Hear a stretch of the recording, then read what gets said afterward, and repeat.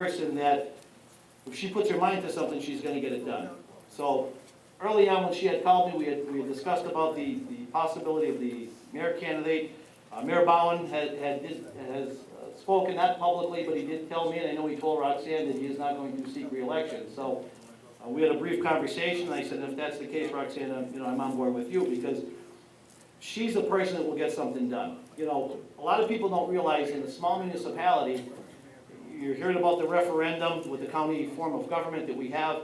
You know, Taylor Borough has a balance of power where Taylor is the Borough Council is the executive and legislative branch, but the mayor has veto powers. So anytime in a municipality where, whether it's a budget or an ordinance or something like that, the mayor has that veto power, which then needs 2/3 of a majority of council to override that veto. So the duty of public safety and being the administrator in charge of the police department also holds as a watchdog and safeguard to keep the council accountable as veto power. So that in itself is an important task. Roxanne's background speaks for itself, and she'll give you her background and platform. But two things that I was really impressed with is that Roxanne in 2012 ran for and was elected as a representative to the Democratic National Convention. But most importantly, and people don't realize this, here in Taylor Borough, Roxanne is one of 20 electoral college votes in Pennsylvania. And everybody's heard, and some people don't understand what the electoral college is, and I'll give you the brief version. There's about 8 million registered voters in Pennsylvania. They go and they select the president and the vice president. At the end of the day, it's those 20 people that meet in Harrisburg and cast their vote for the president and vice president of the United States of America. And when you're one of 20 in the state of Pennsylvania, to have that duty conferred upon you and that responsibility, because they're not guided under any state constitution or state statute that they have to follow the popular vote or by the people. They can choose. She can go in there and vote for Jonathan Loisel for president or vice president. But so when you get that type of power, that speaks volumes for the trust that people put in you throughout the Commonwealth. And to say something like that, that is probably one of the biggest honors that you can get, is to be an electoral college vote. So without further ado, I would like to introduce to you Taylor Borough's next mayor, my good friend, Roxanne Pauline.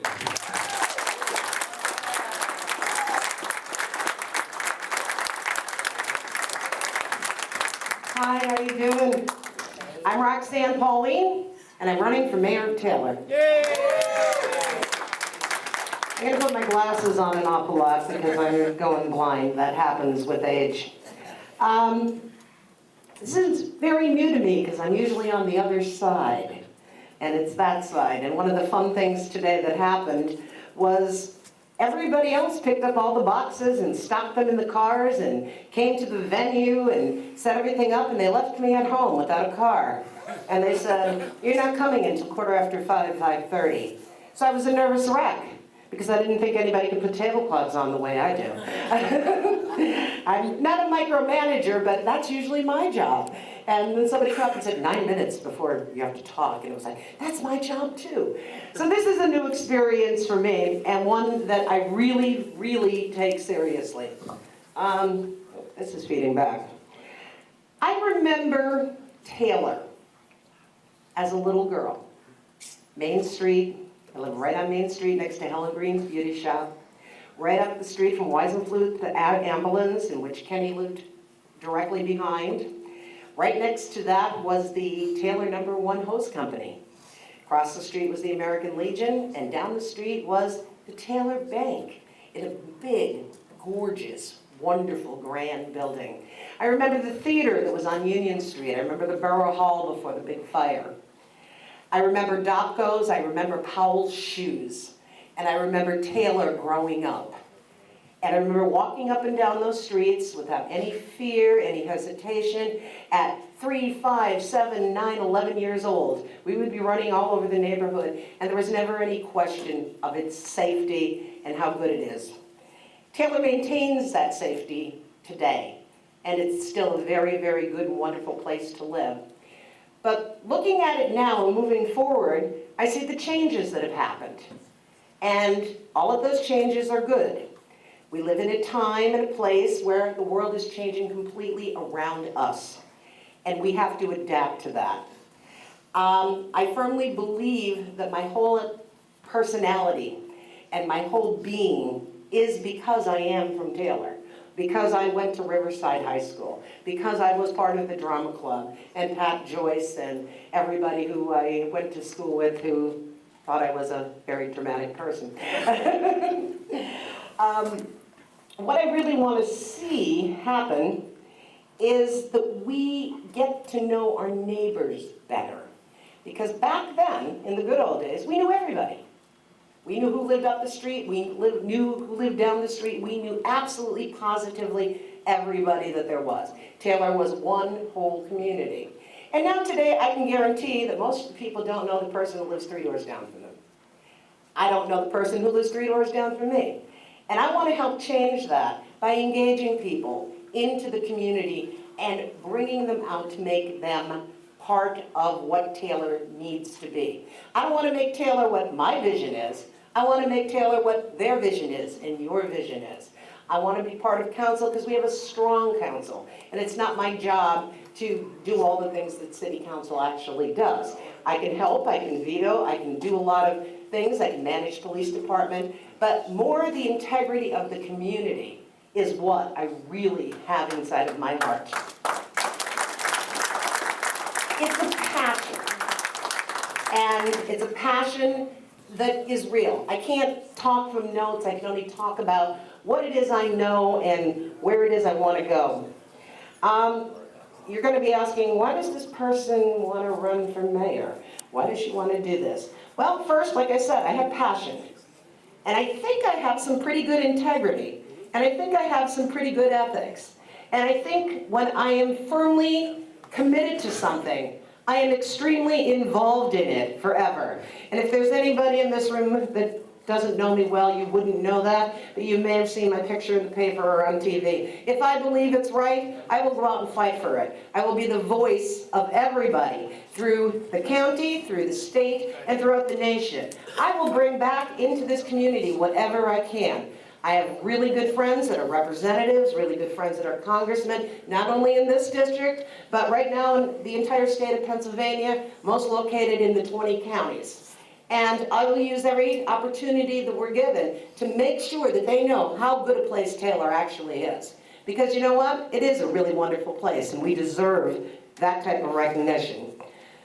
My past. Kenny said it best. My house was a community center. And I like community centers, because I like community, and I like what it has to offer, and that's how we got to know everybody. But things I've done politically, just to give you a handle. 1983, I worked for what was then the first vice presidential candidate. I was the assistant to the advanced press secretary for Geraldine Ferrara. In 1986, I was adopted by Ken Cragen, who put on a little production called Hands Across America. I don't know if anybody remembers that. I coordinated the entire Northeast doing that job. In the 1990s, I worked on a variety of different campaigns, and I moved away down to North Carolina, where I worked in NASCAR. Something that there was an opportunity there, and I said, you know what? Let's try it. Gave me the opportunity to travel all over this country and see different towns and different cities, what worked and what didn't work, what was happening, and how the people were alike yet different. So I really got a good sense of America there, which I'm able to take back and bring here. I also traveled abroad to Japan and to Europe extensively and see some of the new transportation and things that is available over in Europe and things that we can bring into this country that we don't necessarily have yet. I'm not running for Congress or the rep jobs or anything else. But I see that big picture. And I want to open the door up for all of Taylor to see a big picture. Like I said, I went to Europe, I traveled extensively, and as you probably all know, I work for the NEPA Area Labor Federation, which is, I run in 22 counties, and I have 8 central labor bodies representing about 78,000 people. Could be a little more, a little less, depending on what day of the week it is. And that's my day job. And my day job has given me the opportunity to meet dozens and dozens and dozens of really important, wonderful people, mayors of other small communities, representatives, people that work in factories, people that run factories, and there lies a lot of opportunity to have conversations, to talk to people. And I want to bring that home, because this is my home. This is where I belong, and Taylor's made me everything that I am. I am Taylor, and I never thought I was until I started thinking about this opportunity. This town gave me the courage to go out into the world and do whatever it was I thought was the right thing to do. And without me being part of this town and having friends that lived in my neighborhood that were always encouraging, always behind us, I would never ever have taken any step toward doing anything at all. And because of that, I want to pay the community back. I want to be the mayor of Taylor. I want to put 150% into it and be the best mayor that I possibly could be and take things extremely seriously and get some jobs done. Thank you very much.